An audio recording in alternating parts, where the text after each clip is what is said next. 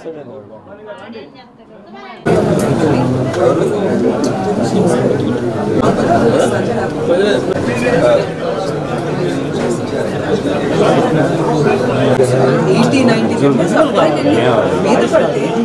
Lady voice తగ్గింది కదా చిన్నగా మాట్లాడాలి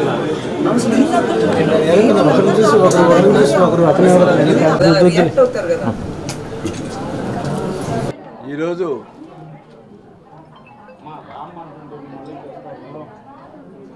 ఒంగోలు ప్రజలందరూ కూడా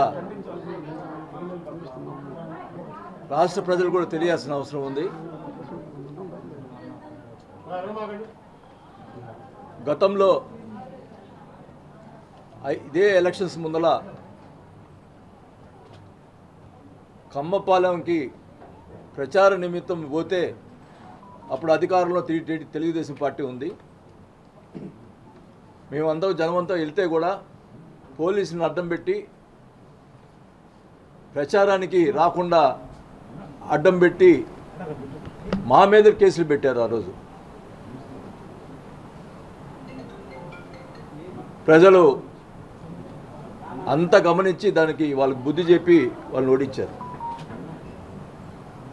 మేము అధికారం వచ్చాం, 5 సంవత్సరాల అధికారంలో ఉన్నాం. నాకు ఆ రోజు జరిగినటువంటి పరిస్థితిలో నేను ఎవ్వరి మీద ఆ సామాజిక వర్గానికి సంబంధించి కమ్మ సామాజిక వర్గానికి సంబంధించి ఒక్క మనిషి మీద కూడా ఎక్కడ ఎవ్వరికి ఇబ్బంది పెట్టలే. వాళ్ళు తెలుగుదేశం పార్టీ వాళ్ళు వచ్చి ఆ సామాజిక వర్గం వచ్చి పనులు అడిగినా కూడా చేసి పెట్టారు. ఇది వాళ్ళు ఆ సామాజిక వర్గాన్ని చెప్పమనండి. ఎవరినన్నా ఇబ్బంది పెట్టానో ఒక్కరిని చూపిమనండి. ఒకరంటే ఒకరన్నా సరే అయిపోయింది. 5 సంవత్సరాలు అయిపోయింది. మేము ఎక్కడ కూడా గొడవలు లేకుండా 5 సంవత్సరాల్లో ఎక్కడా లేకుండా చేసాం. ఈరోజు మళ్ళీ ఎలక్షన్స్ వచ్చినాయి. మళ్ళా వైసీపీ గెలుస్తుంది అని చెప్పి గొడవలకు దిగేదానికి ప్రయత్నం చేశారు. ఈరోజు మా కోడలు మా నాయకులు 37 డివిజన్ సంబంధించి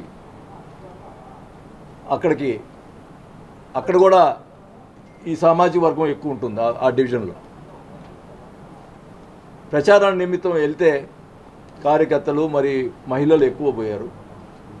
పాంప్లెట్ ఇస్తే తలుపులేసి మాకు అవసరం లేదు మీరు వెళ్ళిపోండి అని తలుపులేసారు అపార్ట్మెంట్లో. సరే పక్క అపార్ట్మెంట్ పక్కదానికి పోతే కూడా పోవటానికి లేదని చెప్పి గొడవ చేశారు. మా కోడల్ని బూతులు తిట్టి నెట్టి చెప్పరాని భాషతో మాట్లాడారు. ఇది అంటే మేము చెప్పుకోలేని పరిస్థితి. ఇంత దుర్మార్గమైన వ్యవస్థ ఏంటిది? అంటే మేము ప్రజాస్వామ్యంలో ఓట్లు అడగకూడదా? సరే ఇష్టం లేకపోతే మేము ఓట్లు ఇవ్వకండి. నెట్టేది ఏంటి?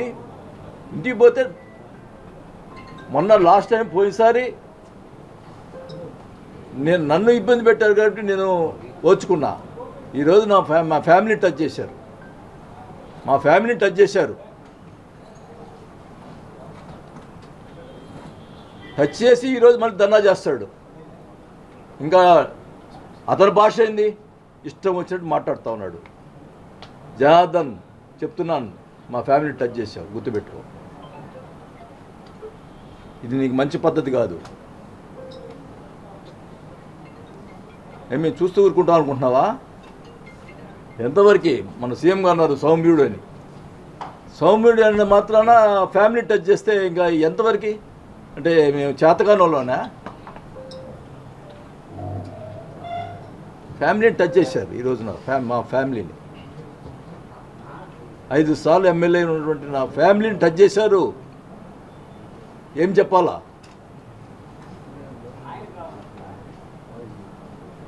దానికి మళ్ళీ రాజకీయం చేసి ఎస్పీ ఆఫీసులో ధర్నాలు చేస్తావా?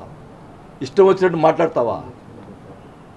ఏం న్యాయం అండి? ప్రజలు, నేను అడుగుతున్నా, సమతా నగర్లో అక్కడ ఉన్నారు, అక్కడ అసామాజికం తప్ప మిగతా క్యాస్ట్లో అందరూ ఉన్నారు అక్కడ అడగండి ఎవరినో ఏం జరిగిందో.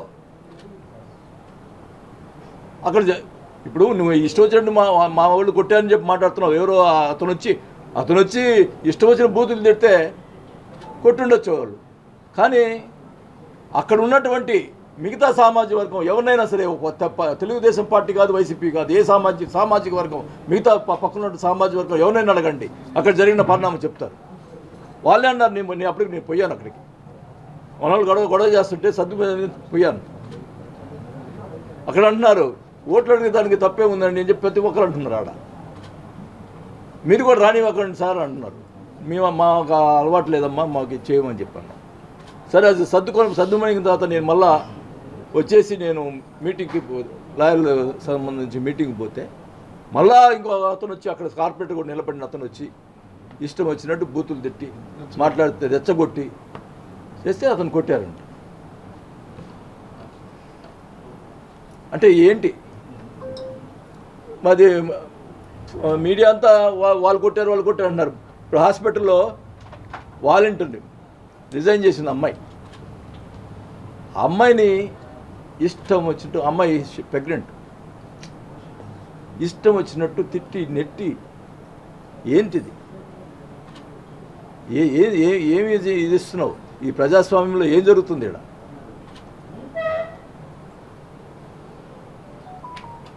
అమ్మాయి హాస్పిటల్లో ఉంది, ప్రెగ్నెంట్. అమ్మాయిని ఇష్టం వచ్చినట్టు బూతులు, అవి చెప్పరాని బూతులు. మా కోడలనే మాట్లాడారంటే ఏంటి?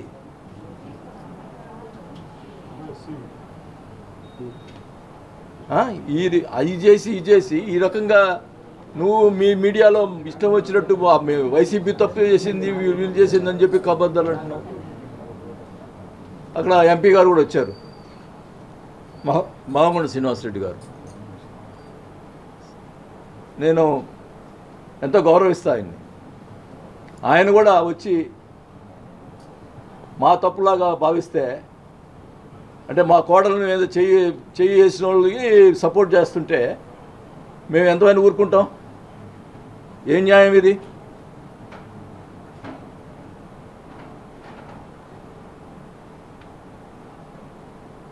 ఇది కరెక్ట్ కాదు. తెలుసుకోండి, నాకు జరిగిన విషయాన్ని తెలుసుకొని మాట్లాడండి. నన్ను మాట్లాడితే ఏం చేసినా నేను ఊరుకున్నా. నా ఫ్యామిలీని టచ్ చేశారు. రాజకీయం లేకపోయినా పర్వాలా, పరువుగా బతికాం. చెప్పమనండి, ఇదే సామాజిక వర్గాన్ని చెప్పమనండి. ఎక్కడైనా ఒక్కరిని ఇబ్బంది పెట్టాను చెప్పమనండి. ఏమి ఇది చేస్తున్నావు జనార్దన్ నువ్వు? అంటే మమ్మల్ని కూడా నీలాగా తయారు చేయాలనుకుంటున్నావా? నేనైతే నన్ను టచ్ చేస్తే నేను బరాయిస్తా, నా ఫ్యామిలీని టచ్ చేస్తే నేను ఊరుకోను. అది గుర్తుపెట్టుకోండి. రాజకీయం లేకపోయినా ఊరుకుంటా. కానీ ఇంత అవమానం, ఇంత ఇది చేస్తారా? ఏమనుకుంటున్నారు? దానికి మళ్ళా ధర్నాలు అంటే ఏమి? అంటే ఓడిపోతావు అని చెప్పి ఏదో రకంగా సృష్టించే దానికి ప్రయత్నం చేస్తావు. నువ్వు బెదరగొడతా, నువ్వు చేసి ఒక ప్లాన్డ్గా వాళ్ళు కారపొడి, కారం డబ్బాలు, వాళ్ళ ఆడళ్ళు. ఏంటిది? ఏం చేయాలనుకుంటున్నావు? ఊరుకుంటా అనుకుంటున్నావా? మళ్ళీ ఈ రకంగా మళ్ళీ కేసులు అంట. ఇంకా న్యాయం చేయకపోతే వాళ్ళ ఇంటికి పోయి ఆ తిరుపతిరావు నేను మాట్లాడుతున్నాడు, వాళ్ళ ఇంటికి పోయి తంతాడంట. ఈయన వాళ్ళ ఇంటికి పోయి తిరుపతిరావు కార్పొరేటరు హస్బెండ్ని మామూలు బూతులు తిడుతున్నాడు. బుడబుక్కలోడు, వాళ్ళ ఇంటికి పోతాను, వాడిని ఏం చేయకపోతే నేను చూసుకుంటాను. ఏందే నువ్వు చూసుకునేది? బొంగు పిచ్చిగా మాట్లాడవుగా జనార్దన్. ఎంతవరకు ఎంత ఓదా? దానికి సహనానికి కూడా ఒక హద్దు ఉంది. నీ ఇష్టం వచ్చినట్టు మాట్లాడితే మంచి పద్ధతి కాదు. ఎంపీ గారు కూడా మీరు ఎంతో మర్యాదస్తులు, విషయం తెలుసుకొని మీరు కూడా అది చేయకుండా మీరు ఈ రకంగా వాళ్ళకు సపోర్ట్గా చేయటం చాలా బాధ అనిపించిందని కూడా తెలియజేసుకుంటా ఉన్నా. మరి సామాజిక వర్గాలు ఒకరికే ఉండవు, అందరికీ ఉంటాయి. ఇది కరెక్ట్ కాదు. అందరం ఈ భారతదేశంలో ప్రజాస్వామ్యంలో అందరూ ఒకటే. ఇదేంది ఇది? ఏదో పాకిస్తాన్ వాళ్ళు పోయి అడిగినట్టు ఓటు అడిగినట్టు ఫీల్ అవుతారు ఏంటి? నాకు అర్థం కావటం. ఓకే, ఇష్టం లేకపోతే ఏమాకండి. ఇదేంది ఇది? ఇంత అన్యాయం. నాకు అక్కడి నుంచి పోయి నా మీటింగ్లో లాయర్లు మీటింగ్ పోతే అసలుకి ఎందుకు ఈ రాజకీయం అంత ఫీల్ వచ్చింది నాకు. ఎందుకు మాకు ఫ్యామిలీ గురించి మాట్లాడితే ఎట్లా ఎవరు తట్టుకోగలుగుతారు చెప్పండి? ఇంత ఇది చేసి రాజకీయం చేసేది ధర్నాలు చేస్తాడు పోయి. నాకు చేత కదా 5,000 మంది 10 నిమిషాల్లో వస్తారు మా వాళ్ళు.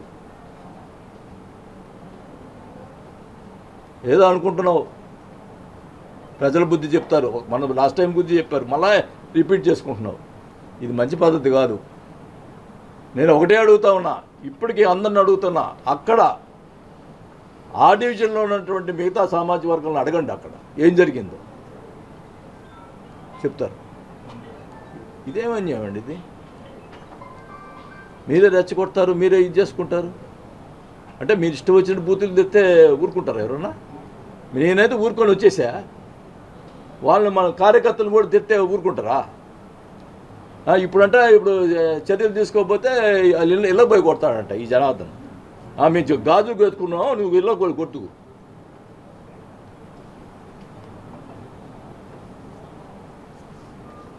కానీ ఒకటే చెప్తున్నా, పద్ధతిగా ఎలక్షన్ చేసుకో, పద్ధతిగా నేర్చుకో.